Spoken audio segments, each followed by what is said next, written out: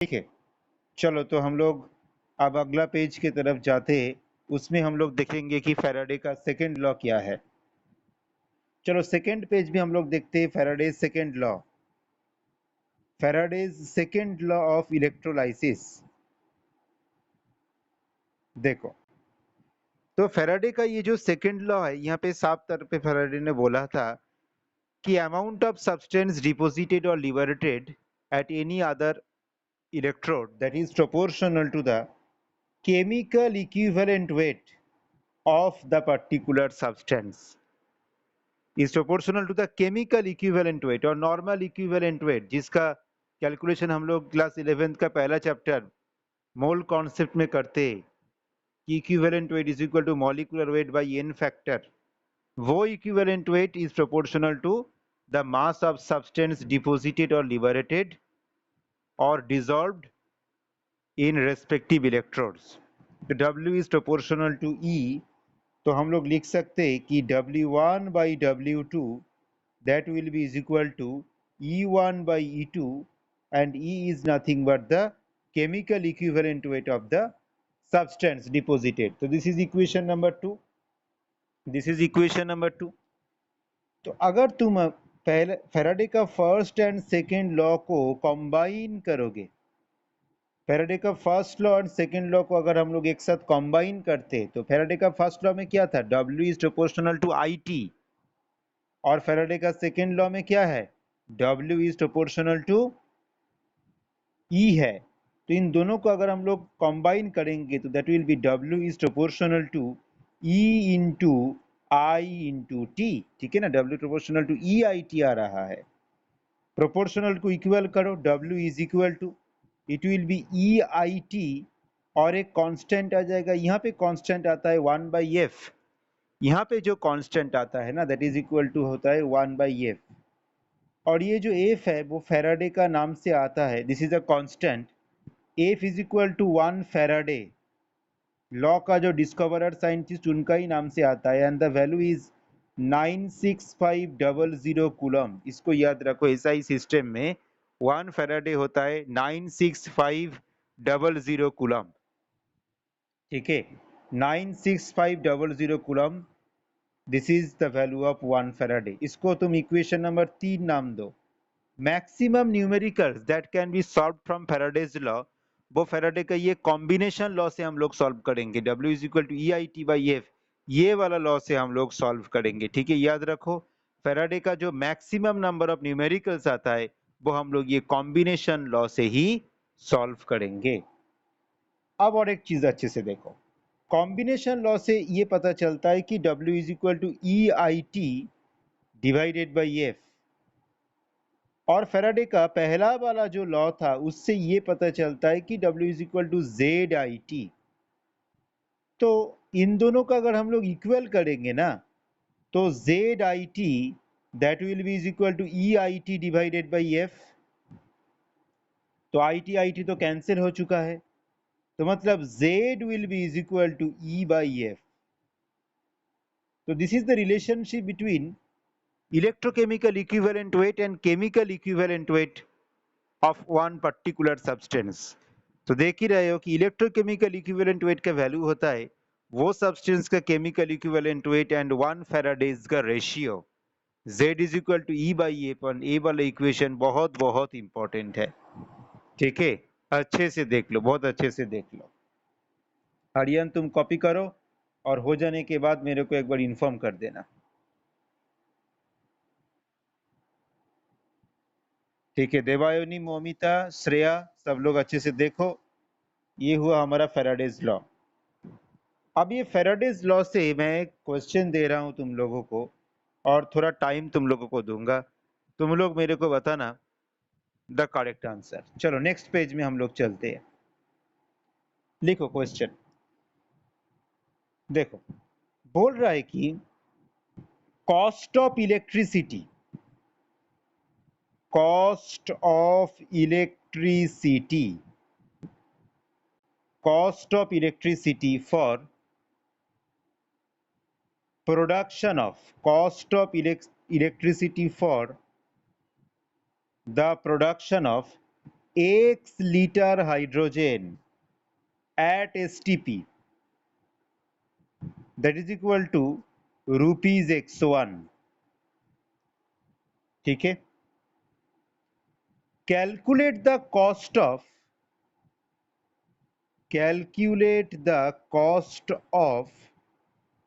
production calculate the cost of production of x liter oxygen at STP at anode will be, first option is 2x1, second option is 4x1, third option is 16x1 and the fourth option is 32x1. ये है हमारा question. अच्छे से देखो, जब हम लोग dilute acid solution में पानी का इलेक्ट्रोलाइसिस करते हैं ना, तो कैथोड में तैयार होता है हाइड्रोजन, एनोड में तैयार होता है ऑक्सीजन. तो यहाँ पे ये बोल रहा है कि 1 लीटर हाइड्रोजन अगर कैथोड में जाएगा तो उसका प्रोडक्शन कॉस्ट 101 रुपीज है. तो 1 लीटर ऑक्सीजन गैस एनोड में तैयार करने में कितना पैसा खर्च हो सकता है. देखते हैं कौन इसका सही आंसर देगा मेरे को. बहुत अच्छे से पढ़ो, फैराडेज लॉ से कनेक्शन ढूंढो और आंसर दो. You have a time of 3 minutes.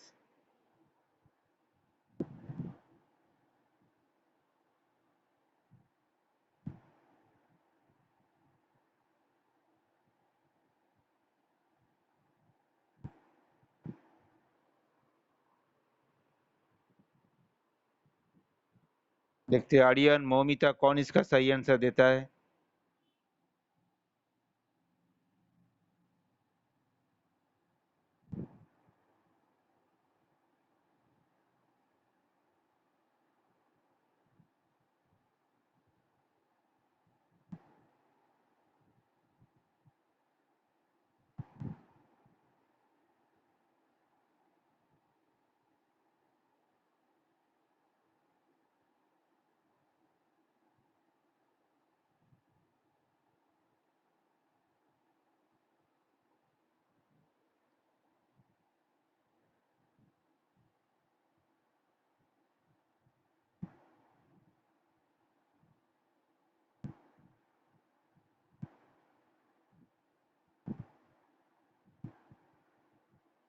Aryan करो, मौमिता करो, श्रेया, देवायुनी. देखते हैं.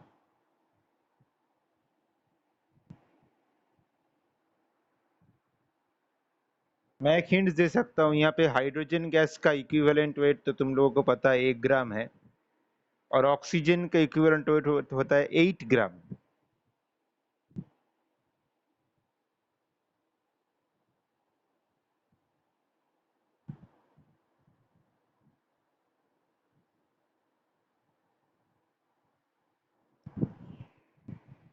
ओके, तुम्हारा आंसर है 16x ग्राम. ठीक है, देखते लास्ट 1 मिनट. देवायुनी, मोमिता, श्रेया.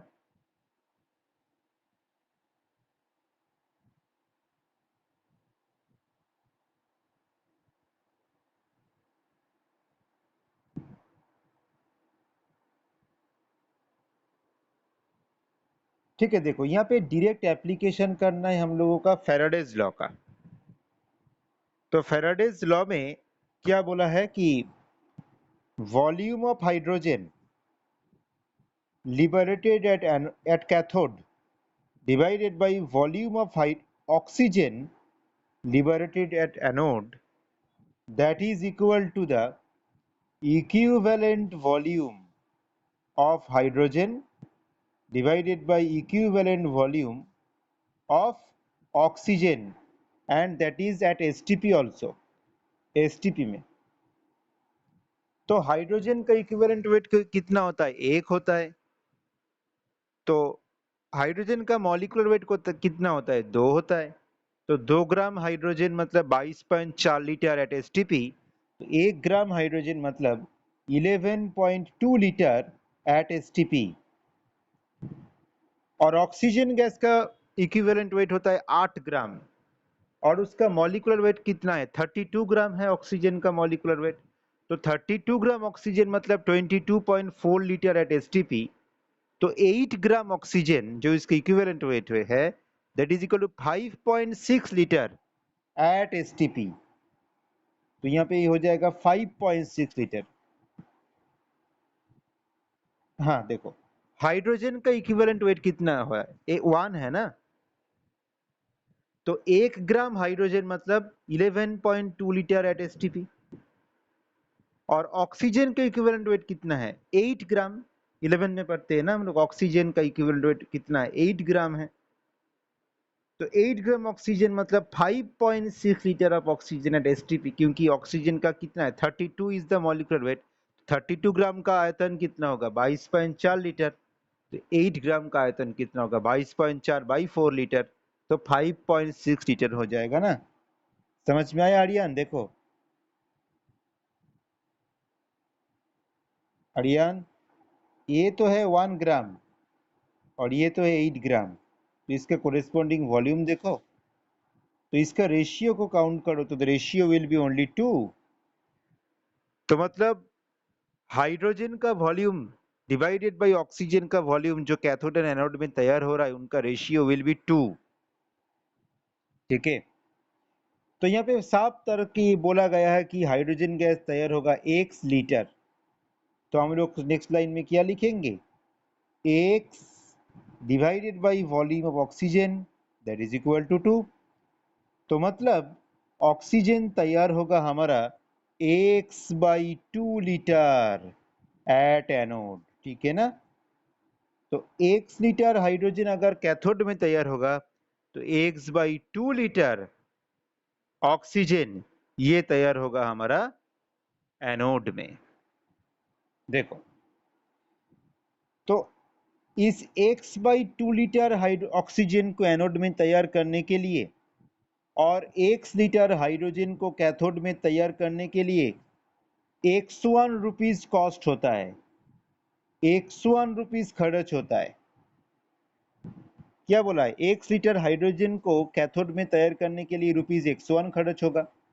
मतलब x बाई 2 लीटर ऑक्सीजन को एनोड में तैयार करने के लिए भी रुपीज 101 खर्च होगा। अब देखो, तो पूछा गया क्या है? 1 लीटर ऑक्सीजन को एनोड में तैयार करने के लिए कितना खर्च होगा? 1 लीटर ऑक्सीजन को एनोड में तैयार करने के लिए रुपीज 201 खर्च हो जाएगा। इसलिए सही answer will be option number 1। देख लो आर्यन, मोमिता, देवायनी, ভালো করে দেখো, শ্রেয়া, অসুবিধা হলে জিজ্ঞাসা করো। বলো Aryan. Yes, hydrogen molecular weight কি আছে? 2। तो 2 ग्राम हाइड्रोजन का वॉल्यूम होगा 22.4 लीटर, मगर हाइड्रोजन की इक्विवेलेंट वेट है 1, तो इसीलिए 1 ग्राम का मास है, वॉल्यूम है 11.2 लीटर। एंड सिमिलरली देखो, ऑक्सीजन 32 ग्राम, उसका वॉल्यूम होगा 22.4 लीटर, मगर ऑक्सीजन का इक्विवेलेंट वेट है 8 ग्राम, तो उसका वॉल्यूम होगा 5.6 लीटर। ठीक है, देख लो सही से।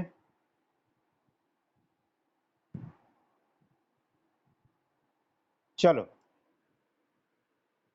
अब और एक तो क्वेश्चन का आंसर मेरे को भेजो तो। चलो नेक्स्ट क्वेश्चन की तरफ चलते हैं। देखो, इस क्वेश्चन को अच्छे से करो, इसको करना है। बोला गया है कि time required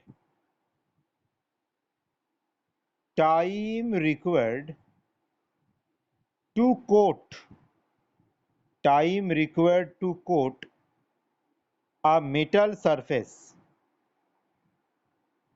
time required to coat a metal surface of 80 centimeters square with 5 into 10 to the power minus 3 centimeter thick layer of silver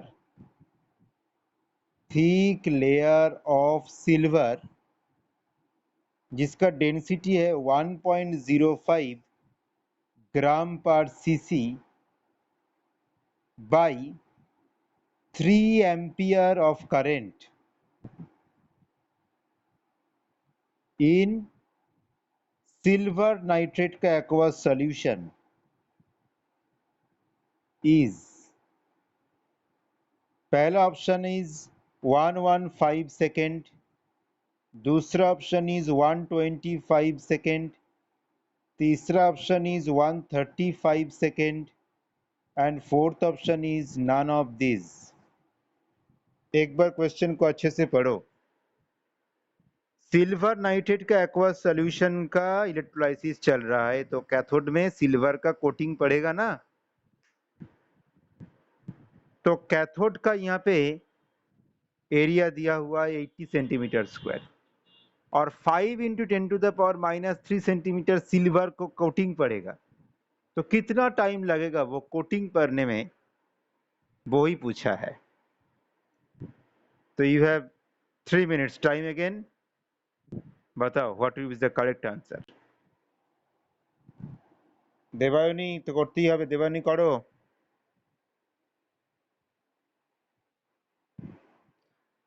এই থিকনেস এন্ড কোটিং থেকে কিন্তু কোয়েশ্চেন আসে, তোমরা জানো। করো।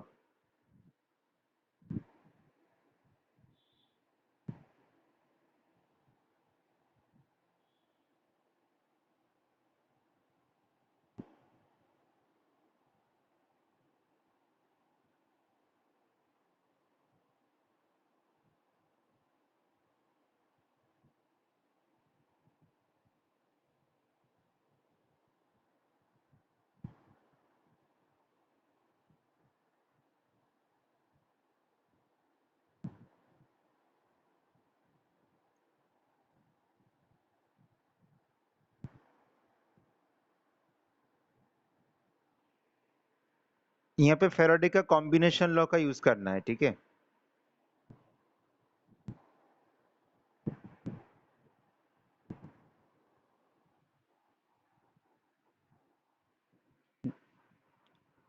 W is the weight of the silver, जितना silver का coating पड़ेगा वो उसका वेट है।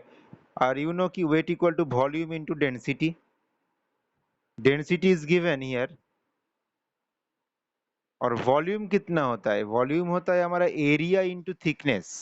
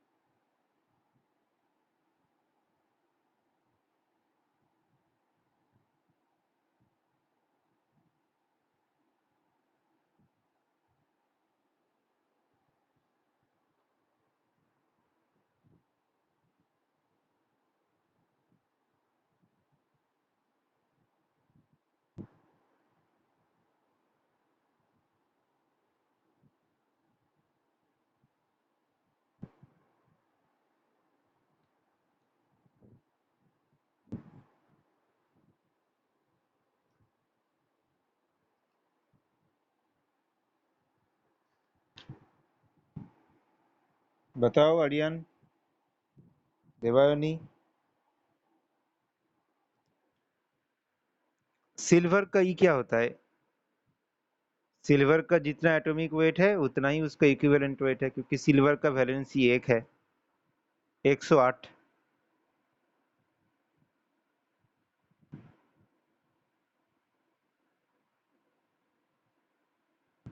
108 आएगा ना इक्विवेलेंट वेट सिल्वर का।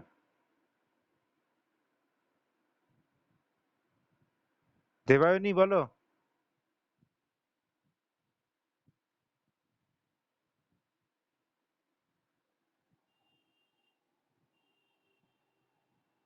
सिंपल सा ही क्वेश्चन है। W is equal to EIT divided by F। अब वेट कितना है, वेट कितना होता है बोलो? वेट होता है हमारा डेंसिटी इंटू वॉल्यूम।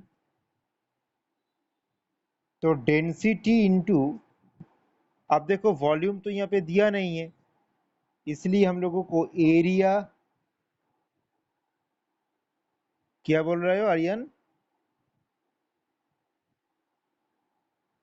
अच्छा ठीक है। अब देखो बाकी लोग देखो, weight is equal to density into volume, तो मतलब density into area into thickness, that is equal to हमारा EIT डिवाइडेड बाई F। अब यहाँ पे अननोन क्या है? Time, time is required. तो डेंसिटी का जगह पे वैल्यू यहाँ पे बैठाओ, डेंसिटी इज गिवन लाइक 1.05।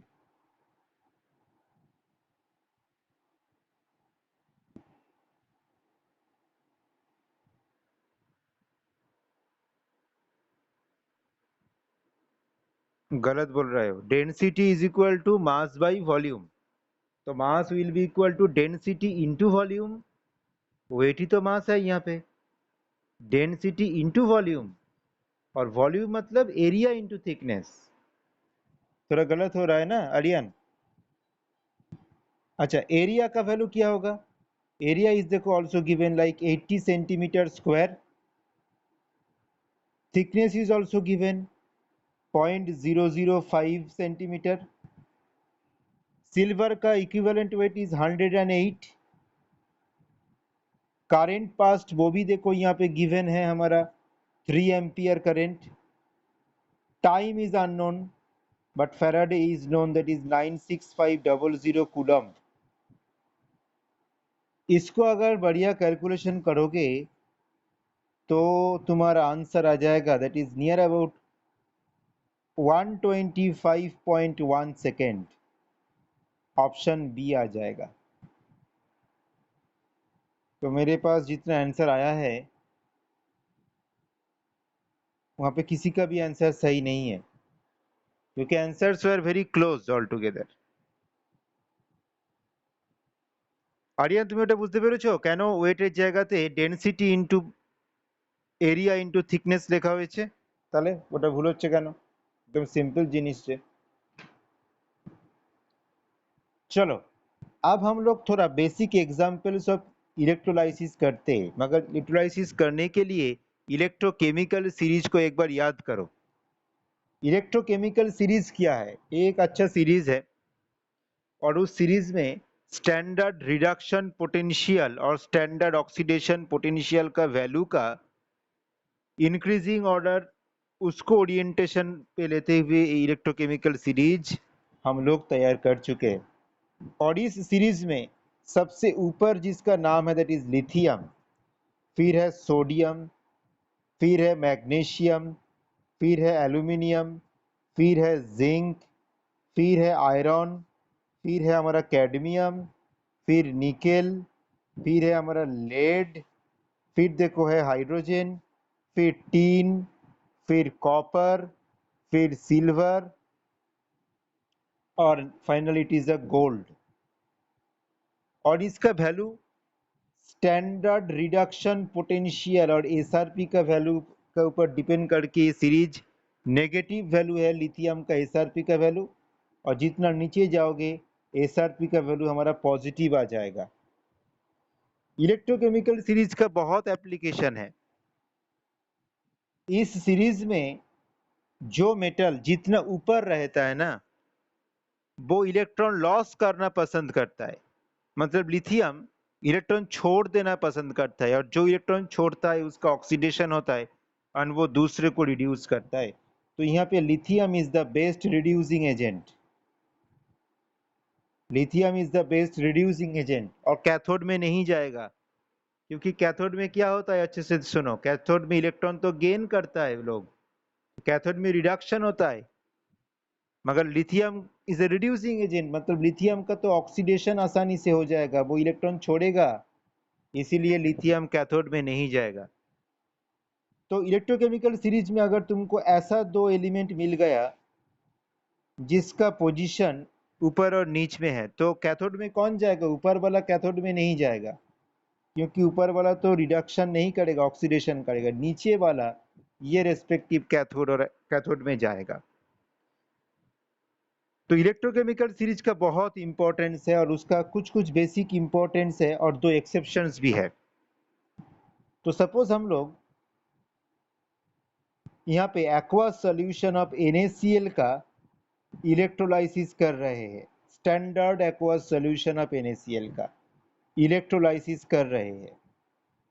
यहाँ पे कैथोड में है सपोज प्लैटिनम और एनोड में भी है सपोज प्लैटिनम। तो NaCl वो खुद का उसका डिसोसिएशन होगा, and it will form Na plus and Cl minus. Solution मतलब पानी है, पानी का भी डिसोसिएशन होगा, H प्लस और OH माइनस आयन तैयार होगा। अब कौन सा आयन कैथोड में जाएगा, Na प्लस या H plus? Answer will be H plus, क्योंकि देखो कि इलेक्ट्रोकेमिकल सीरीज में हाइड्रोजन का पोजीशन सोडियम से बहुत नीचे है। जितना नीचे होगा पोजीशन वो उतना आसानी से कैथोड में जा सकता है। तो इसीलिए यहाँ पे कैथोड में चलेगा हाइड्रोजन एंड कैथोड में जाएगा तो it will form di hydrogen gas. Anode में क्लोराइड और OH का भीतर OH का पोजीशन ऑलवेज नीचे होता है, क्योंकि तुम लोगों को पता है कि OH is a strong nucleophile. तो OH का पोजीशन एकदम नीचे है, तो OH जाएगा एनोड में और finally it will form water and oxygen gas liberate हो जाएगा एनोड में। सॉल्यूशन में कौन सा आयन पड़ा रहेगा? सॉल्यूशन में देखो sodium ion and chloride ion ही पड़ा रहेगा। तो मतलब एक्वास NaCl का चल रहा इलेक्ट्रोलाइसिस मतलब Na प्लस और Cl माइनस सॉल्यूशन में ही पड़े हैं। तो ये थ्योरी कहाँ से आता है? देखो इलेक्ट्रोकेमिकल सीरीज में कैटायन और एनायन का पोजीशन से ये थ्योरी का मालूम होता है कि कौन सा आयन कैथोड में जा रहा है, कौन सा आयन एनोड में जा रहा है, ये मालूम चलता है। मगर there are two exceptions from this theory. Electrochemical series का ये जो थ्योरी है ना, इसका दो एक्सेप्शन है। पहला वाला एक्सेप्शन, जब मार्करी कैथोड में हम लोग यूज करेंगे तब इस थ्योरी का बहुत एप्लीकेशन एक्सेप्शन आ जाएगा। मार्करी जब कैथोड में यूज होगा, क्योंकि मार्करी जब देखो कैथोड में यूज होता है तब हाइड्रोजन कैथोड में नहीं जाएगा, तब सोडियम जाएगा कैथोड में, क्योंकि सोडियम एक इलेक्ट्रॉन गेन करने के बाद मेटालिक सोडियम में कन्वर्ट होगा और फिर मार्करी के साथ जोड़ के सोडियम एमालगम में कन्वर्ट हो जाएगा and it is an alloy. Mercury का एलॉय को हम लोग बोलते हैं एमालगम एलॉय, और इस एलॉय का स्टेबिलिटी बहुत ही ज्यादा है। इसीलिए याद रखो जब मार्करी कैथोड में यूज होता है तब इलेक्ट्रोकेमिकल सीरीज कैटायन फॉलो नहीं करता है, वहां पे सिर्फ मेटल ही चला जाएगा सीधा कैथोड में और एमालगम में कन्वर्ट हो जाएगा, और एमालगम का स्टेबिलिटी सबसे ज्यादा है compare to the stability of hydrogen gas. तो this is one exception from electrochemical series. और एक जो एक्सेप्शन है दैट इज कॉल्ड इलेक्ट्रोप्लेटिंग। और एक जो एक्सेप्शन है that is called electroplating. Second exception is called electroplating. Electroplating का प्रिंसिपल तो तुम लोगों को पता है, वो भी एक स्टेबिलिटी का ही प्रिंसिपल है। इलेक्ट्रोप्लेटिंग कब होता है? जब हमारा एनोड में जो इलेक्ट्रोड यूज हो रहा है ना, suppose copper is being used as anode, और एक्वा सॉल्यूशन में उस कॉपर का ही एक सॉल्ट हम लोगों को लेना है, तो ये कॉम्बिनेशन मैच होना चाहिए। एनोड का मेटल और जो सॉल्ट यूज हो रहा है सॉल्यूशन में उसका कैटायन वो सेम होना चाहिए, तब यहाँ पे इलेक्ट्रोकेमिकल सीरीज फॉलो नहीं होगा। कैथोड में तुम कुछ भी यूज कर सकते हो, आयरन उसका छोटा सा एक स्पून और ब्लेड कुछ भी यूज कर सकते हो, तब यहाँ पे इलेक्ट्रोकेमिकल सीरीज फॉलो नहीं होगा। तब क्या होगा? हो जाएगा इलेक्ट्रोप्लेटिंग।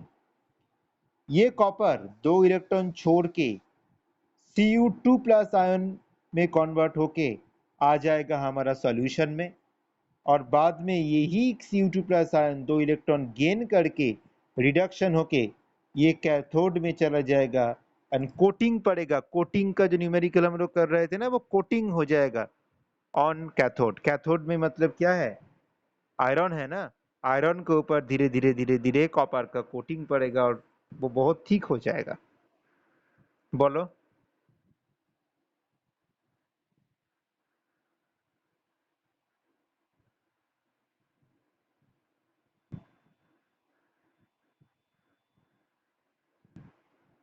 एनोडे एनोडे एनोडे एनोडे হচ্ছে অ্যানোডে তো SO4 2- আর OH- এর মধ্যে অক্সিজেন গ্যাস তৈরি হওয়া উচিত না, কিন্তু অ্যানোড থেকে কি হচ্ছে ইলেকট্রন ছেড়ে সলিউশনে আসছে, আবার ওই আবার ইলেকট্রন গেইন করে যাচ্ছে ক্যাথোডে। মানে টোটাল সিস্টেমটাতে কি হচ্ছে বলতো, এই কপার সালফেটের উপরে কিন্তু কোনো ইম্প্যাক্ট পড়ছে না, এই অ্যানোডটা থেকেই আয়ন আসছে আর ওই আয়নটাই আবার ক্যাথোডে যাচ্ছে, সলিউশনের কনসেंट्रेशन मोलारिटी किंतु सेम ही থেকে যাচ্ছে। ওই इसलिए क्या होता है इस प्रोसेस के बाद कैथोड धीरे धीरे चौड़ा हो जाता है, थिक हो जाता है, और एनोड धीरे धीरे थीन हो जाता है। और यही प्रोसेस का एप्लीकेशन हम लोग करते हैं electro refining of metal in metallurgy. जब कॉपर का जो ओर है ना, कॉपर पाइराइटिस ओर, तो कॉपर पाइराइटिस ओर उसका सेल्फ रिडक्शन होता है, ऑटो रिडक्शन होता है, और वो कॉपर में कन्वर्ट होता है, मगर उस कॉपर में इम्प्योरिटीज रहता है, उस इम्प्योरिटीज को क्लियर करने के लिए ये इलेक्ट्रोप्लेटिंग का जो हेल हेरोल्ड प्रोसेस है उसका इस्तेमाल होता है। तो कॉपर का जो ओर है ना उसमें कुछ कुछ वैल्यूएबल मेटल रहता है, जैसे करके सिल्वर रह सकता है, थोड़ा थोड़ा गोल्ड रह सकता है, थोड़ा थोड़ा निकेल रह सकता है। इलेक्ट्रोप्लेटिंग हो जाने के बाद जब कुछ भी कॉपर और एनोड में नहीं रहेगा, तो ये वैल्यूएबल मेटल एक मॉस्लिन बैग में हम लोग स्टोर करते हैं, जिसको हम लोग एनोड का नीचे स्टोर होता है, इसको हम लोग बोलते हैं एनोड का कोलॉइड और एनोड का माड बोलते हैं ना, एनोड का कोलॉइड और एनोड का माड बोलते हैं। तो समझ में आ ही रहा है तुम लोगों को कि इलेक्ट्रोप्लेटिंग का प्रिंसिपल इलेक्ट्रोकेमिकल सीरीज को फॉलो नहीं कर रहा है, सीधा एनोड से कैथोड में प्लेटिंग हो रहा है मेटल एटम का। ब्रेक के बाद हम लोग पढ़ेंगे कॉन्डक्टेंस। ये जो हम लोग अभी तक पढ़ चुके हैं ना, इलेक्ट्रोलाइसिस चल रहा है, इलेक्ट्रोप्लेटिंग हो रहा है, तो सॉल्यूशन में करंट का कॉन्डक्टेंस कौन सा फैक्टर के ऊपर डिपेंड करेगा, और वहां से न्यूमेरिकल हम लोग करेंगे 10 मिनट एक छोटा सा ब्रेक हो जाने के बाद। तुम लोग सेम लिंक में ज्वाइन करना 12:50 से, ठीक है? Same link 12:50। चलो इसको एंड कर रहा हूँ।